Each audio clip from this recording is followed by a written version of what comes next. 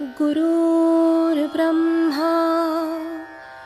गुरुर्विष्णू गुरुर्देवो महेश्वरः गुरु साक्षात् परब्रह्म तस्मै श्री गुरवे नमः। सद्गुरुनाथ महाराज की जय।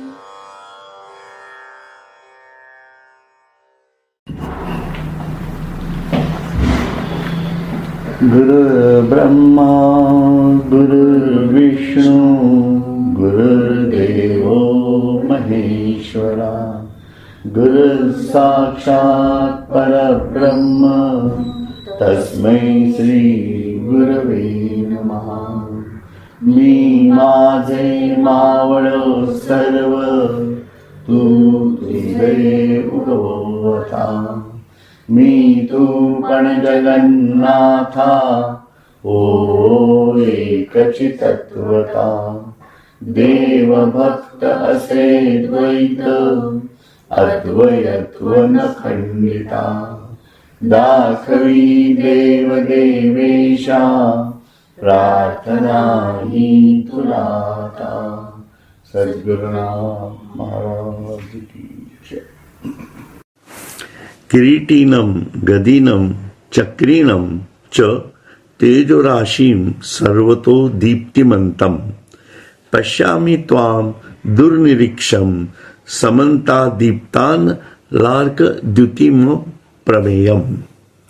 किरीट धारण केलेला, हातात गदा व सुदर्शन चक्र असलेला, अत्यंत दैदिप्यमान, सर्वत्र ज्याचे तेज फाकलेले आहे असा अत्यंत तेजोराशी, दृष्टीने सर्वत्र पाहिला न जाणारा व अत्यंत प्रदीप्त झालेल्या अग्नीच्या व सूर्याच्या तेजाप्रमाणे तेजस्वी असलेला, प्रत्यक्षही प्रमाणाने कळू न शकणारा अशा तुला मी पाहत आहे।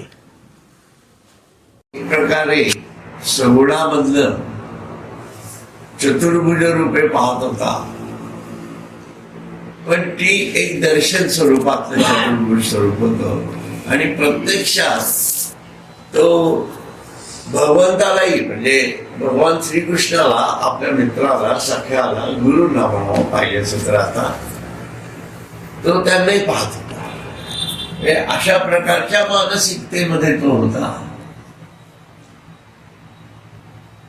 आणि या मानसिकतेमध्ये तो हे तिन्ही बघत असताना विश्वरूप दिसलं, चतुर्भुज रूप दिसलं आणि श्रीकृष्णाचं ही देह स्वरूप जे आहे ते दिसलं,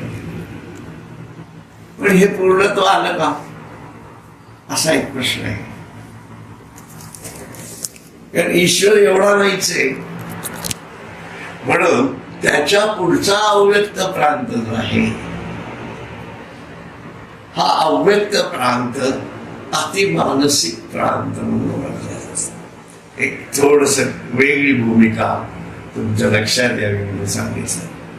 म्हणजे आपण जेव्हा निशून्य अवस्था म्हणतो त्या निशून्य अवस्थेमध्ये स्वरूप दर्शन आहे, विश्वरूप दर्शन आहे आणि या अवस्थेमधली जी मानसिकता आहे याला योगी अरविंद अधिमानस असं म्हणतात।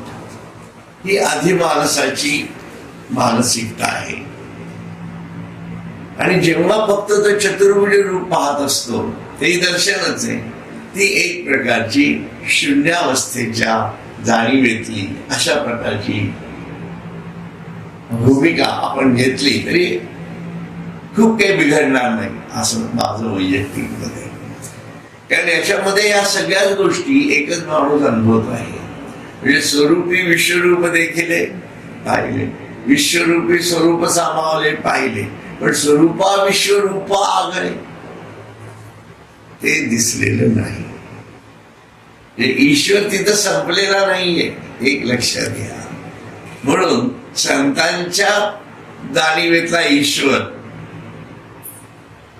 हा थोडासा अजून पुढे गेलेला आहे असं मला म्हणायचं. असो, किरीटिनम गदिनम चक्रीनम च तेजो राशीम सर्वतो दीप्तिमंतनम पश्यामि त्वाम दुर्निरीक्षम समंता दीप्तान लार्क द्युतिम प्रमेयम. किरीट धारण केलेला, हातात गदा व सुदर्शन चक्र असलेला, अत्यंत दैदिप्यमान, सर्वत्र ज्याचे तेज फाकलेले आहे असा अत्यंत तेजोराशी, दृष्टीने सर्वत्र पाहिला न जाणारा व अत्यंत प्रदीप्त झालेल्या अग्नीच्या व सूर्याच्या तेजाप्रमाणे तेजस्वी असलेला, प्रत्यक्षही प्रमाणाने करू न शकणारा अशा तुला मी पाहत आहे. इथं फक्त त्यांनी एवढं मात्र असं म्हटलेलं आहे की सर्वत्र ज्याचे तेज फाकलेले आहे असा अत्यंत तेजोराशी, दृष्टीने सर्वत्र पाहिला न जाणार, या दिव्य दृष्टीने सुद्धा तो सर्वत्र पाहिला जाईल असा तो नाही. थोडक्यामध्ये अव्यक्त आहे, हे अव्यक्तच आहे. किरीट घातलेला हे सगळं जे स्वरूप आहे हे एक प्रकारे अव्यक्तच आहे, दर्शन स्वरूपात म्हटलं जातं त्याला. परंतु त्यातही दिसू न शकणारा असा अजून तो वेगळा शिल्लक राहतो असं तो पण म्हणतो इथं. म्हणून नोहे तोची हा शिरी मुकुट लेईला असे श्रीहरी, परी आताचे तेज आणि थोडी नवल की बघू हे, तेची हे भरली येची हाती, चक्र परजितया आयती, सावरितासी विश्वमूर्ती तेन मोडे खुड. श्रीहरी भगवंता, तुझ्या चतुर्भुज मूर्तीच्या मस्तकावर जो मुकुट घातला जात असे तोच हा आता घातलेला मुकुट नव्हे काय? पण आता त्या मुकुटाचे तेज आणि थोरवी काही अपूर्व आहे, हे नवल आहे. हे विश्वरूपा भगवंता, शत्रूच्या वधार्थ फिरवण्याकरता जे चक्र तुझ्या वरच्या हातात सज्ज असते तेच तू सावरून धरीत आहेत, ती खूण नाहीशी झाली नाही. म्हणजे इथं सुद्धा ज्ञानेश्वर माऊलींनी अर्जुनाची जी भूमिका सांगितलेली आहे ती सुद्धा कशी सांगितली बघा, की चतुर्भुज मूर्तीच्या मस्तकावर जो मुकुट घातला जात असे, हे त्यांनी अशी कल्पना केली की जसं आपण बालाजीला गेला समजा तर तिथं कसा तो मुकुट घातलेला असतो किंवा कुठेही आपलं राम मंदिर असेल, तिथं जे मुकुट घातलेले असतात ते आपल्या डोक्यातली कल्पना आहे. लक्षात घ्या, ते आपल्या डोक्यातली कल्पना आहे, ती अर्जुनाच्याही काळामध्ये असणारच ना. त्याच्यामुळे अर्जुन म्हणतोय असं ते त्यांचं म्हणणं आहे. म्हणजे अर्जुनाच्या जागेवर बसून ज्ञानेश्वर माऊली अर्जुनाचं मन सांगतात थोडक्यामध्ये, अशी स्थिती होते. म्हणून ते म्हणतात जो मुकुट घातला जात असेल तोच हा आता घातलेला मुकुट नव्हे काय? तोच मुकुट मी आता तुझ्या चतुर्भुज रूपावर मध्ये घातलेला पाहतो आहे आणि तेच एक प्रकारचं चक्र, सुदर्शन चक्र जे आहे ते चक्र सुद्धा मी तुझ्या हातामध्ये मी आता पाहतो आहे. म्हणून याला आपण दर्शन असं म्हटलं जातं. कारण हे माणसाने त्याच्या डोक्याने तयार केलेलं स्वरूप आहे, लक्षात घ्या. म्हणजे हे चुकीचं आहे का? चुकीचं अजिबात म्हणत नाही कोणी, परंतु आपल्या मनामध्ये जे आहे ते आपण जेव्हा आपल्या चिदाकाशामध्ये पाहतो आपल्याला दिसायला लागतं, ते दर्शन स्वरूपात असतं, प्रकाश स्वरूपातलं असतं. ते दिसत असतं, दिसत असलं म्हणजे प्रकाशाला आलं दर्शन, म्हणून त्याला दर्शन असं म्हटलं जातं. ते सत्य स्वरूप असतच असं नाही. माणूस पूजा त्याच्यावरच बेस आहे सगळी, माणूस पूजेचा गर्भच तो आहे सगळा. आलं का लक्षात? असा तो भाग असू. येरीकडे तेची हे नोहे गदा आणि तळीली या दोन्ही पूजा निरायुधा, वागोरे वागोरे सावरावया गोविंदा संसरी लिया आणि तेणेची वेगे सहसा माझ्या मनोरथा सरिसा दाहालासी विश्वरूपा विश्वेशा म्हणून जाणे. हे गोविंदा, दुसरीकडे जी गदा आहे ती तीच नव्हे काय, आणि शस्त्ररहित असलेल्या खालच्या दोन्ही भुजा घोड्याचा लगाम घालण्याकरता पुढे सरसाविल्या आहेत. आणि माझ्या इच्छेबरोबर हे विश्वेशा आपणच तेनेची म्हणजे त्याच समण श्रीकृष्ण रूपाने एकदम विश्वरूप झाला हे मला कळलं आहे. म्हणून हे जे दर्शन आहे याच्यातनं मला तुम्ही एकदम विश्वरूप दर्शन दाखवलं असं मला म्हणायचंय, त्याला म्हणायचंय. म्हणजे परी कायसे बा हे चोज विस्मय करावयाही पाड नाही आमज चित्त होऊनी जातसे निर्भुज आश्चर्य येणे. हे येथ आथी का येथ नाही ऐसे विवरो नये काही नवल अंग प्रभेची नवाई कैसी कोंदली सैंघ. पण कसे हे आश्चर्य पहा की विश्वरूपाच्या दर्शनाने माझे चित्त दिग्गूढ होऊन गेले आहे आणि मला आश्चर्य करण्यापुरतीही योग्यता राहिली नाही. हे विश्वरूप येथे आहे किंवा नाही याचा माझे मन काही विचार करू शकत नाही. तुझ्या अंग प्रभेचे विलक्षण अपूर्वत्व असून ती कशी सर्वत्र भरली आहे पहा. हे सगळं पाहिल्यावर तो दिग्गूढ झालेला आहे थोडक्यामध्ये. म्हणजे मी विश्वरूप पाहतो आहे का नाही पाहत याच्या सर्वात संभ्रमात आहे. सर्वच प्रकाशमय तेजोमय अशा स्वरूपामध्ये त्याच्या त्या दृष्टीमधनं तो ते सर्व पाहतोय.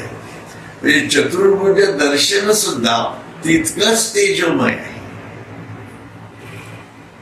असं काहीतरी स्वरूप. म्हणजे समजा धरून त्याला तुम्ही एक ज्योत ठेवली असेल समोर, कल्पना करा त्या ज्योतीच्या पाठीमागे मोठी ज्योत अशी लावलेली आहे, त्याच्या पाठीमागे अजून मोठी ज्योत लावलेली आहे आणि त्या सगळ्याच्या प्रकाशाचा झळा तर संपूर्ण वातावरण जर भरून गेला असेल तर ती छोटी ज्योत त्याच्या पाठीमागची मोठी ज्योत याच्यातला फरक आहे का नाही, मी काय पाहतो आहे हे जसं आपल्याला ओळखता येणार नाही तसा काहीसा प्रकार.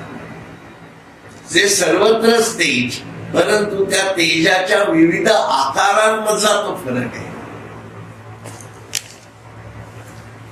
आता इथं ही जी तेजाची भूमिका आहे ना ज्याच्यामध्ये त्याला दाखवल्या जाते आहे याचा संदर्भ थोडा आपल्याला अधोमानसिकतेशी कसा आहे तर मी मगाशी सांगितलं तुम्हाला. याच्यामध्ये अधोमानसिकतेमध्ये दोन भाग येतात अनुभूतीचे. एक तुर्या अवस्था आहे आणि एक कुर्बनी अवस्था आहे.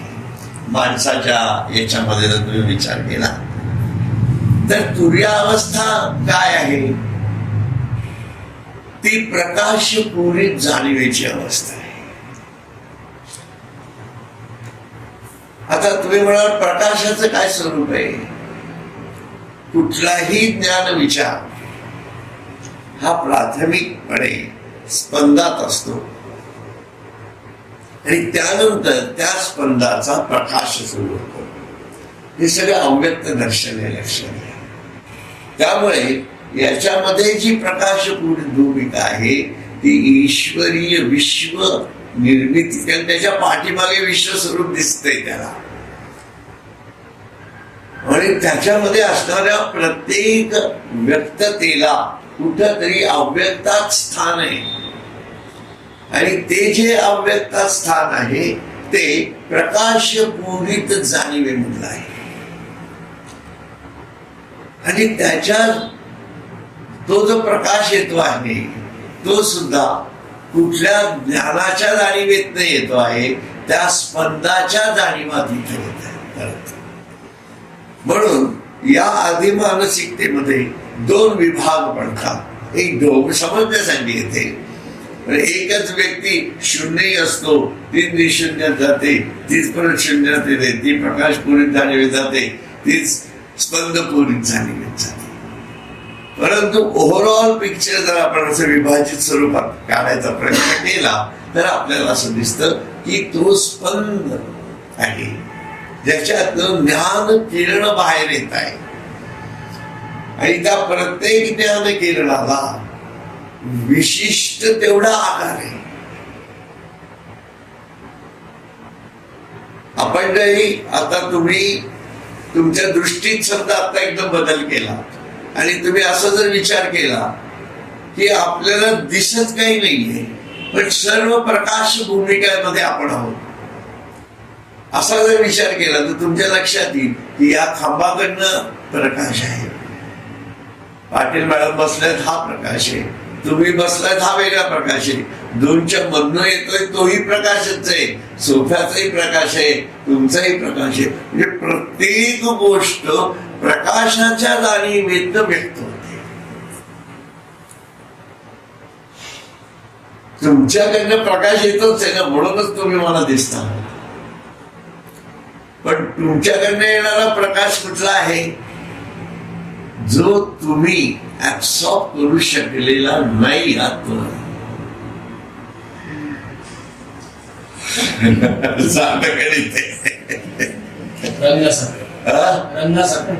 रंग तो दिसतो तो ऍब्सॉर्ब करतो, करत नाही.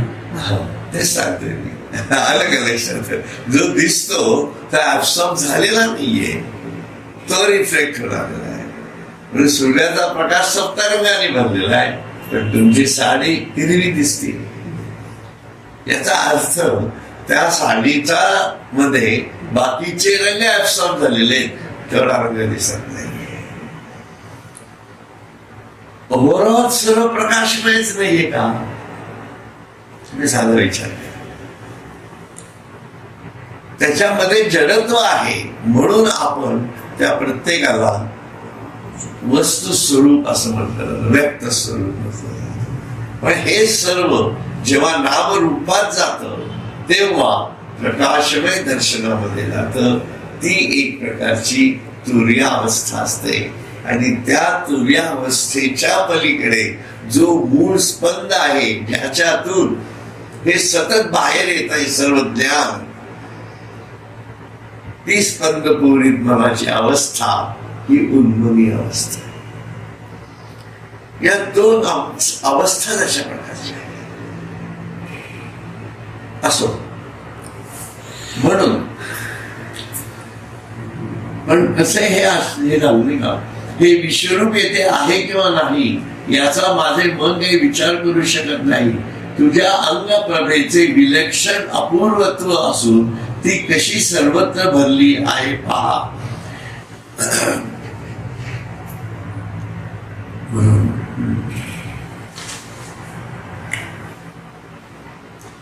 हे एथ आथिका येथ नाही ऐसे विवरो नये काही. नवल अंग प्रभेची नवाई कैसी कोंदली सैंध. एथ अग्नीची ही दिठी करपत सूर्य खद्योत तैसा हारपत. ऐसे तीव्रपण अद्भुत तेजाचे यया. या प्रभेपुढे अग्नीची दृष्टी देखील होरपळून जाईल, सूर्याचे तेज देखील काजव्याच्या तेजाप्रमाणे या प्रभेत लोपून जाईल. असे या तुझ्या अद्भुत तेजाचे तीव्रपण आहे. असे वाटते जणू काय या तुझ्या महातेजाच्या समुद्रात सर्व दृष्टी बुडून गेली आहे किंवा कल्पांत समयीच्या विजांच्या वस्त्रांनी सर्व आकाश झाकून टाकले आहे. कल्पांत समयीच्या विजांच्या वस्त्रांनी म्हणजे सर्वत्रच प्रकाशमय लखलखाट असं काहीतरी स्वरूप त्याला वर्णन करायचं आहे तिथं. हो का जे महातेजाची हा महानवी बुडवणी गेली सृष्टी आगवी की युगांत विजूंच्या पालवी झाकले गगन. ना तरी संहार तेजाची ज्वाळा तोडोनी माच बांधला अंतराळा. आता दिव्य ज्ञानाची डोळा पाहवेना. असे वाटते जणू काय या तुझ्या महातेजाच्या समुद्रात सर्व सृष्टी बुडून गेली आहे, किंवा कल्पांत समयीच्या विजयांच्या वस्त्रांनी सर्व आकाश झाकून टाकले आहे, किंवा सर्व सृष्टीच्या प्रलयकाली संहार करणाऱ्या ज्वाळा तोडून जणू काय आकाशात माळाच बांधला. म्हणूनच आता या माझ्या दिव्य दृष्टीनेही हे तेज पाहावत नाही. म्हणजे एवढी दिव्य दृष्टी जरी प्राप्त झाली तरी ते तेज पाहावत नाही, अशी स्थिती तयार झाली. उज्ज्वल अधिकाधिक बहुवस धरारीत आहे अतिदाहस, पडत दिव्य चक्षुसही त्रास न्याहारिता. हो का जे महाप्रळयीचा भडाड, होता काळांनी रुद्राची ठाई रूढ, तो तृतीय नयनाचा बड फुटला जैसा. ते तेज अधिकाधिक फार वाढून अत्यंत दाहक होत आहे व ते पाहताना माझ्या दिव्य चक्षुलाही त्रास होत आहे. असे वाटते की महाप्रलयातील महातेजाचा भडका काळाग्नी रुद्राच्या ठिकाणी जो गुप्त होता तो तृतीय नेत्र रूपी तेजाचा साठाच जणू काय बाहेर पडला. म्हणजे एवढं तेजस्वी स्वरूप आहे, लक्षात घ्या. त्यामुळे ईश्वर प्रकाशमय जाणीवेतनं अनुभवणं हे सुद्धा किती अवघड आहे. तुम्ही साधा विचार करा. कारण ईश्वर आणि याच्यामध्ये त्याचं ज्ञानशक्ती आणि क्रियाशक्तीचा मिक्सचर हा एक प्रकारचा जो आपल्याला दिसतो आहे इथं, आणि तो झेपल्या जात नाही. कारण हे कशातनं तयार झालं आहे हे ज्ञान अर्जुनाच्या अजून पचिनी पडलेलं नाही. त्याच्यामुळे त्याला हे झेपत नाही. जसं कुंडलिनी जागृत केल्या जाते आणि माणसं वेड्यासारखी फिरायला लागतात. ही साधना बाजूला राहते, ईश्वर प्राप्ती बाजूला राहते, आणि भलतच सुरू झालं ते हे भलतच सुरू झालं. एक प्रकारे त्याला कुंडलिनी जागृत झाली, दिव्य दृष्टी दिलीच त्याला, आणि त्यानंतर थेट सहस्त्रताला फेकून दिला एकदम. असं झालं ना. तुम्हीच विचार करा काय झालं असेल अर्जुनाचं. इतके साधं सहज गणित नाहीये, त्याला हे कधी झेपणार नाही अशा प्रकारची होती. पण तिथं त्याला ईश्वरी सहाय्य होतो. तो गुरु त्याचा जो होता तो महाभयंकर गुरु होता. म्हणून ईश्वराला अनुभवणं याला गुरु कृपा लागतेच आणि गुरुही लागते. म्हणून बाकी कोणाला ते दिलंच गेलं नाही. म्हणजे त्याला शिष्यत्वाच्या जाणीवेपर्यंत आणला.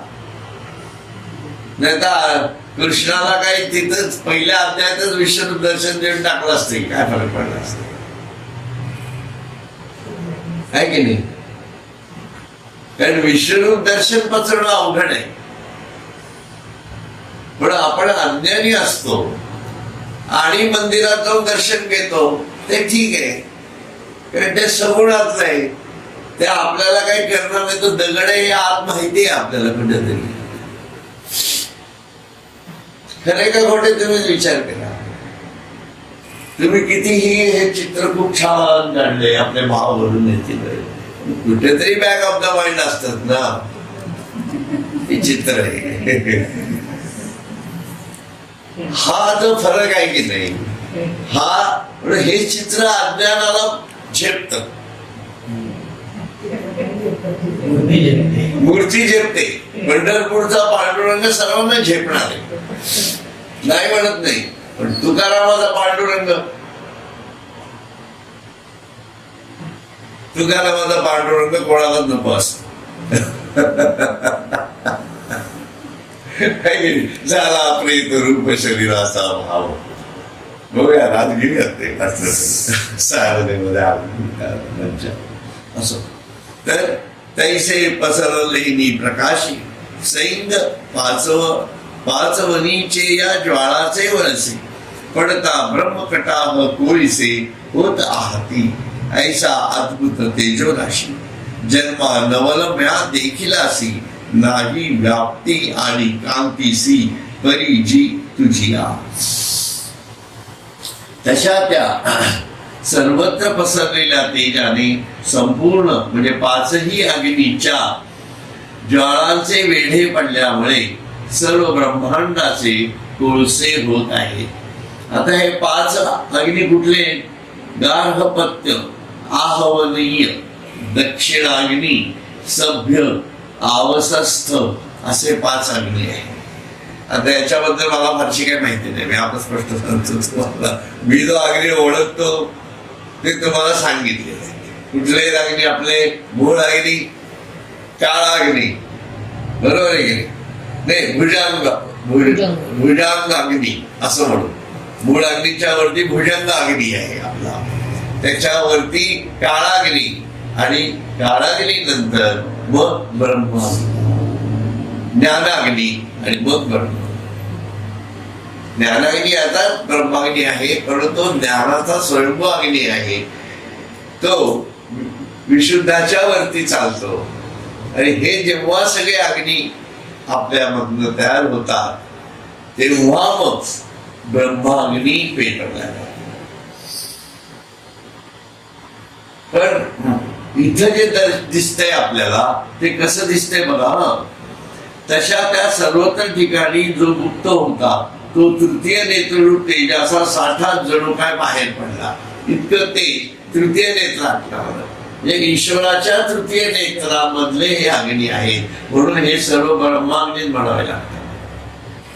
कारण याच्यामध्ये काळाग्नी म्हणा, काळाची जाणीवच आहे ना इथं झालेली.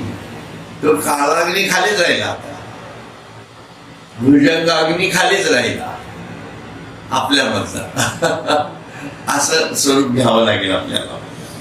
म्हणून गार्हपत्य, आहवनीय, दक्षिणाग्नी, सभ्य आणि आवसस्थ असे पाच अग्नी ज्वाळांचे वेढे पडल्यामुळे सर्व ब्रह्मांडाचे कोळसे होत आहेत.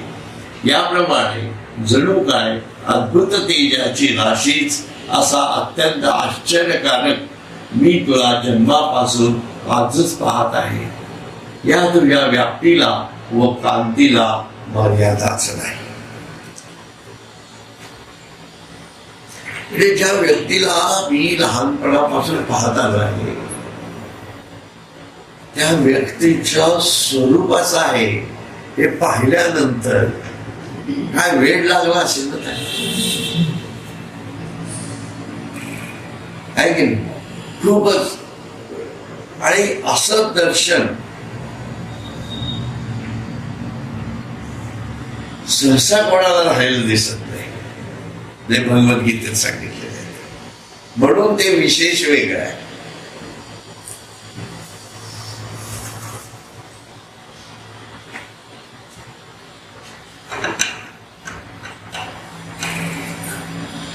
तो बापूला काळ्या नाही का, त्याला महाराजांनी सांगितलं जाऊ दे घडू नको, माझ्यासमोर मी तुला देतो पांडुरंगाचं दर्शन.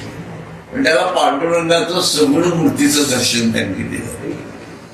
त्यातनं त्याचा भाव काय तयार झाला, त्याच्या गुरूंबद्दलचा, गजानन महाराजांबद्दलचा, की अरे हे प्रत्यक्ष पांडुरंगच आहे.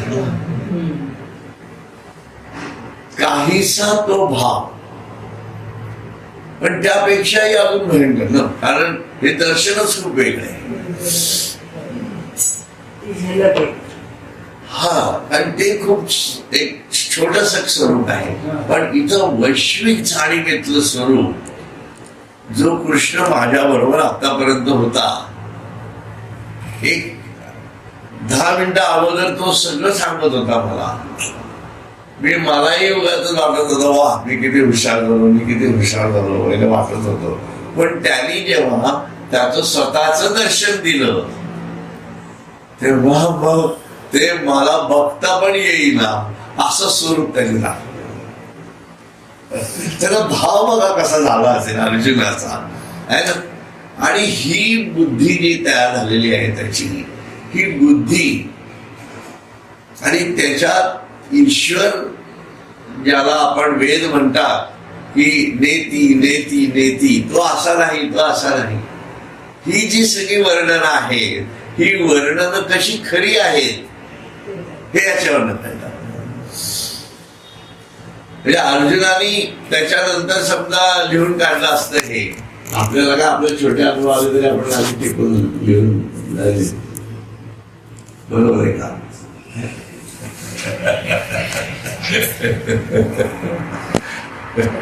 असं करतोय ना.